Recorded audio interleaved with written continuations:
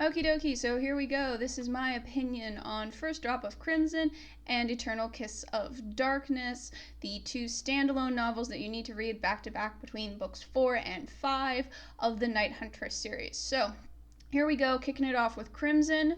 We start out with Denise, Kat's best friend, who is coming back from a funeral for her cousin, and her other cousin is kind of freaking out because he thinks that his sister and his mom were both killed. Someone's after him. You find out that he's right. He's not so crazy.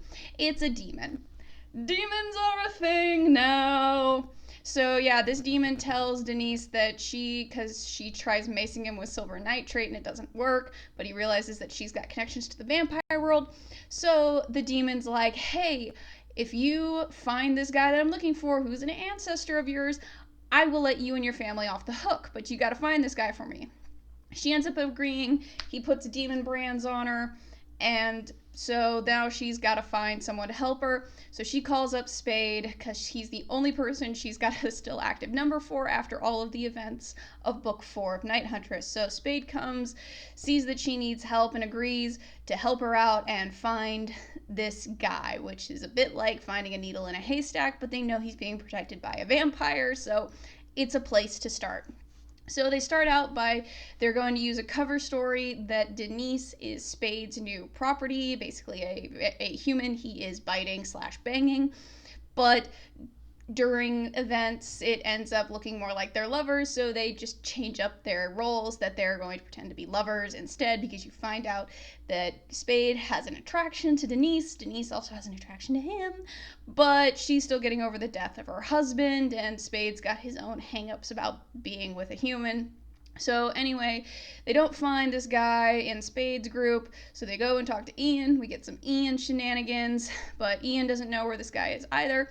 But you find out that Spade ends up at one point drinking Denise's blood, and you find out that her blood is actually a narcotic for vampires now that she's got demon brands on her. So yeah, the demon brands turn you into a drug for vampires. So knowing that, they talk to Ian about where they can find this drug. It's called Red Dragon, which is basically the only way for vampires to get drunk or high, kind of. So they talk to Ian about it because Ian has connections in the shadier parts of this. So they go, okay, cool. We're going to go to Vegas to talk to this guy. Before that, they make a pit stop in England so Denise can get some tattoos to cover up her demon brand so the demon can't track her through those anymore. They go off to Vegas, meet some guys, find out who the ringleader is, who's running the Red Dragon ring, and then they fuck off to Monaco. All the while, the feelings, they are growing between Denise and Spade, with Spade having his hang-ups about I will never fall in love with a human again, and Denise having guilt over the fact that her husband only died just over a year ago, so she's wondering if she's rushing into things. She's feeling guilty about it because he was her husband and she's only been gone a year or so. Anyway, they end up in Monaco. Cat and Bones end up showing up because basically everyone's going Spades with a human? Huh? So they end up in Monaco. They go after the bad guy to get Nathaniel. It's her ancestor. They swoop him up, get him out of there. You find out that there's more problems with these demon brands because a couple of times in the book, when Denise has been in an extremely agitated state, her hands get all clawy and bad, and she ends up shape-shifting and turning into a cat for a little bit. She ends up getting better. She turns back into a human. It's a thing. They end up setting up a plan where they're going to trade Nathaniel to get the brands off of Denise, but then Denise ends up having a change of heart and she doesn't want to give up Nathaniel to the demon because the demon's just going to torture him because it's what demons do.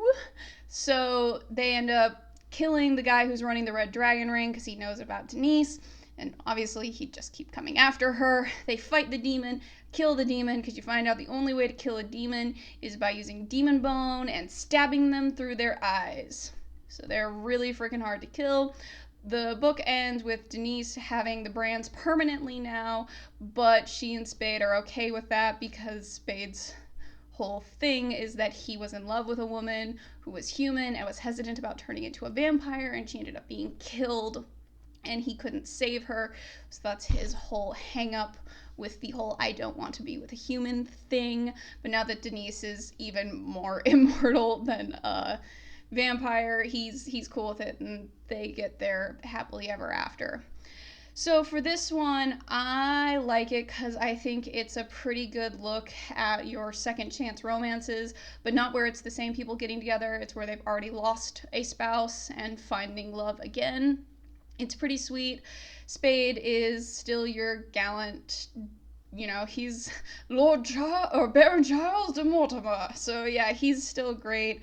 Denise is pretty fun. She does deal with PTSD in this from the zombie attack at the end of book 3, so you do get some of her trauma with that. The one thing that I do get a little annoyed with this is it does do the are you going to change over, I'm not going to change over, back and forth, which it's not terrible because it's all resolved by the end of the book, but just when that comes up, I kind of did a little bit of a So yeah, Denise and Spade end up happily ever after. Woohoo, we've established demons and how to kill them. So yeah, this one, I give it like a 3.5 out of 5. It's not bad. It's still pretty good, but I don't know. I think some of her other works are stronger. So now moving into the Eternal Kiss of Darkness. So this is, we've got Mega Master Menkeres is now up, and this girl named Kira. So he starts out with Menkeres basically trying to commit suicide. He lets himself get caught by some ghouls that he's gonna let kill him, but Kira happens to be walking by, and she tries to save him. She almost gets killed, but Menkeres saves her. And then when he tries to wipe her mind, oh, guess what? He can't. He can't read her mind, and he can't compel her. So they end up getting stuck together for like a week, spending time together while he's thinking it's because she had all my blood. We'll wait for that to work out of her system. That'll, fix it. Yeah, that doesn't exactly happen. Go figure. You find out about Kira that she wanted to be a cop, but then shit happened in her life and she basically got blackballed from ever being a cop. She also has a sister who is very sick, and so Menkeres decides that, he realizes he can trust her not to reveal the secrets of vampires, so he gives her enough of his blood to keep her sister alive for a normal length, for just a normal human lifespan, and he says he's going to leave her forever and continue on with his plans to commit suicide. So then Kira ends up realizing that Menkeres was following her because, yeah, guess what? He was, and even he admits he's stalking her. And she thinks that he's leaving hints for her to come find him, so she starts trying to get back into the world of vampires. She almost gets caught. Well, she does get caught, almost killed, and through this you find out that Menkeres has this law guardian who absolutely hates him, named, I think it's Rajeta, but they just call him Raji all the time, because he wants Menkeres' power, and he catches Kira.